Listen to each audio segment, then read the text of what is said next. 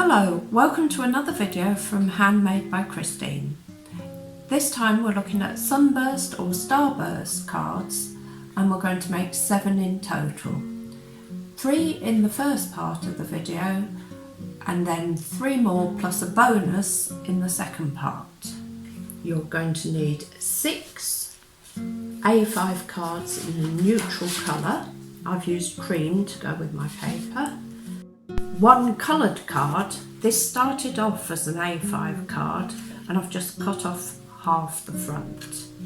You also need pieces of card to act as layers on your card. So I've got a piece here that's the size of half the front, so it's 14.9 by about 5 centimetres. We're going to trim it down later, so that's fine. Then you will need 5 pieces that are just under A5 to act as layers or inserts, and then 1 further piece this size that you're going to cut in half that way. You'll need a trimmer later on. You'll want some stamps for your sentiments and some punches.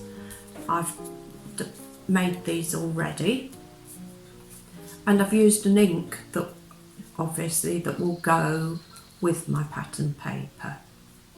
You might want a corner rounder. I don't think I actually used one in the end. You'll want some glue dots.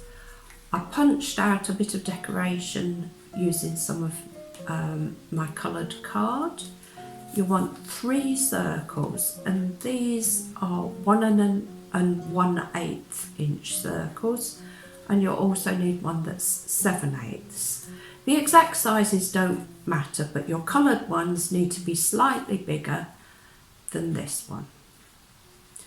I used some bits of ribbon, and I've got a clever trick to show you how to tie some ribbon using a cylinder of some sort. I found this little votive holder was just about the right size. You're going to need some glue, you're going to need some jewels.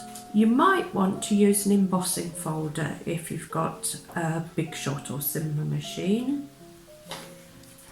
You'll want a ruler, a craft knife and a cutting mat, as well as double-sided tape, pokey tool and a cup of tea. You'll also need 3 brads to go with your paper and a spare one. With the first 3 pieces of paper, we're going to cut off a strip that's 5.5 centimetres wide, and then trim this down to 13.9 centimetres.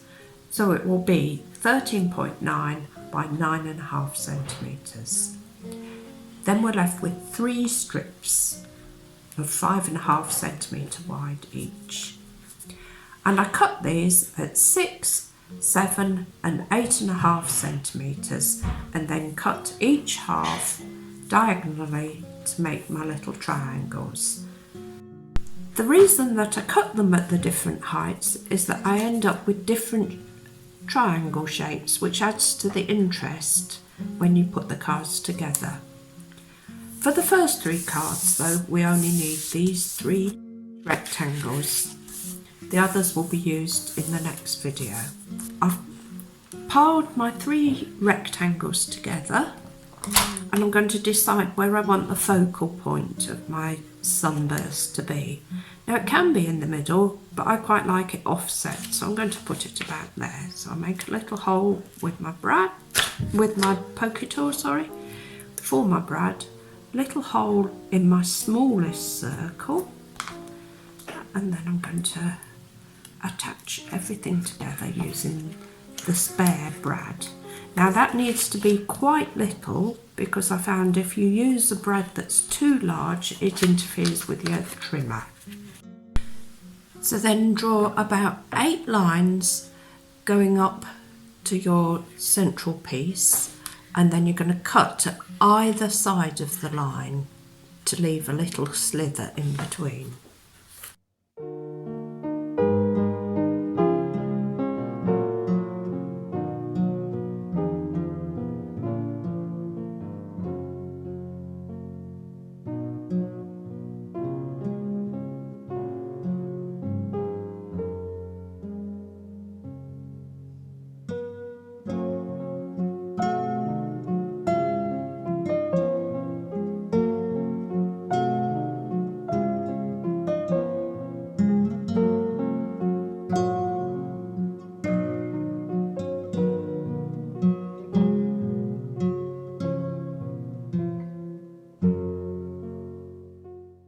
you end up with this peculiar looking thing like that with lots of little cuts through it.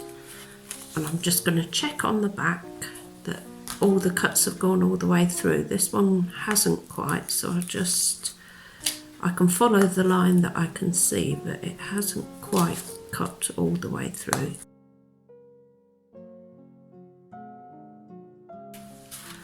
Okay, so now that I'm happy with all the cuts, I'm going to take these apart.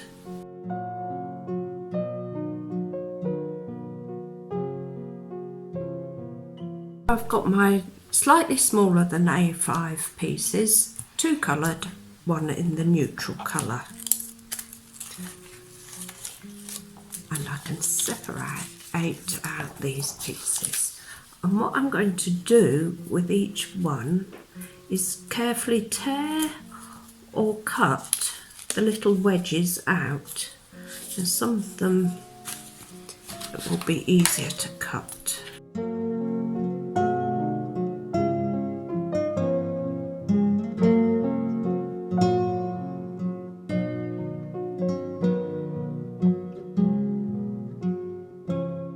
We do the same with the other colours. Okay, so that's them all done.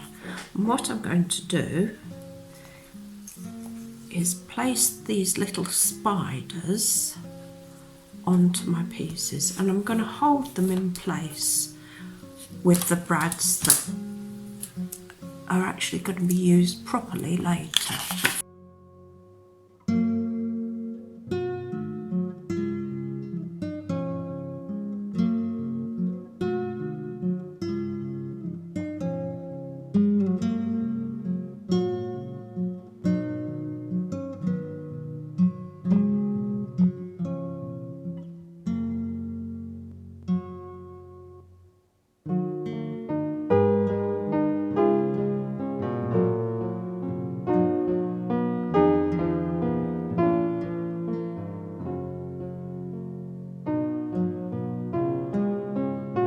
Now what I'm going to do is fill in the gaps. These bits are only here temporarily to guide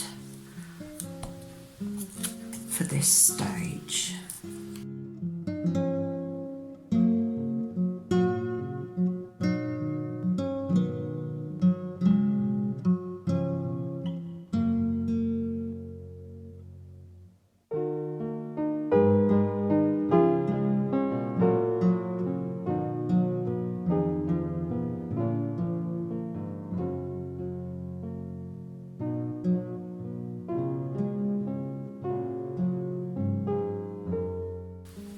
There we are.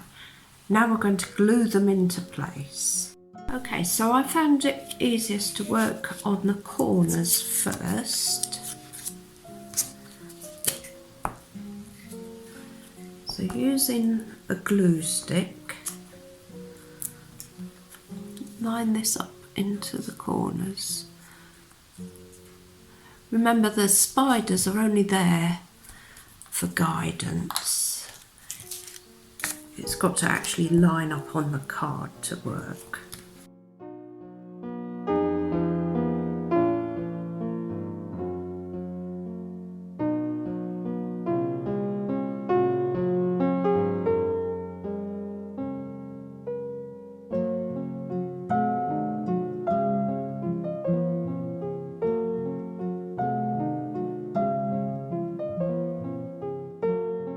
Then you can work on the in-between pieces.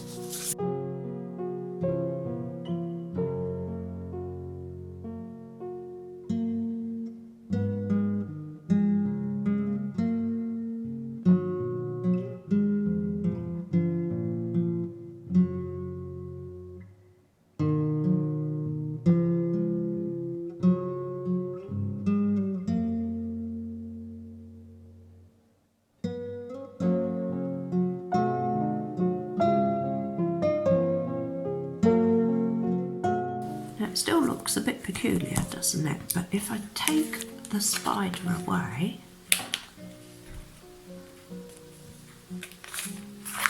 like so, take out the brad, remove the spider, And you can start to see what's going to happen.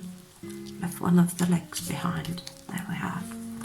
Now I'm going to cover up like that, and as a finishing touch use one of the leftover pieces that I had,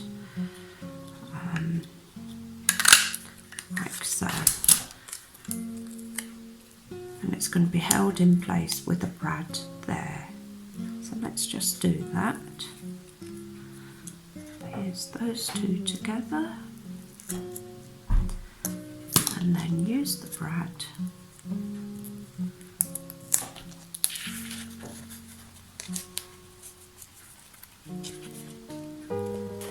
to hold it onto the card.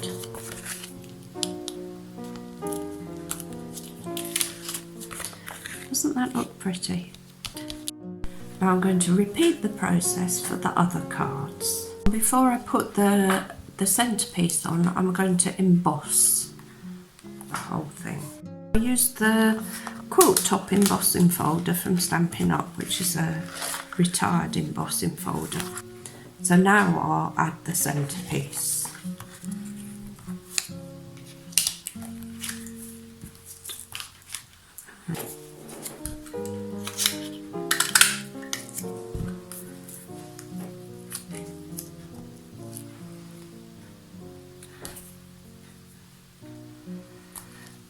Go, and there.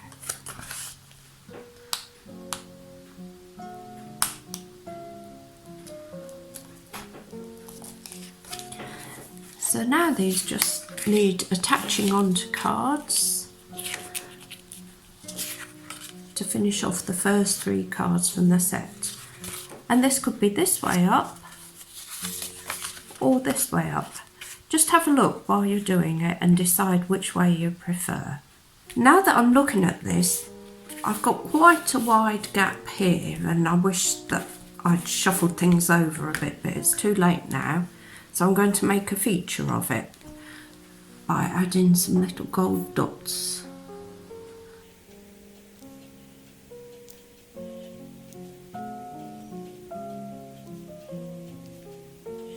There we are. Even better. So I hope you'll have a go at this technique, and I hope that you'll join me for the second part of this video when we'll make the remaining 4 cards.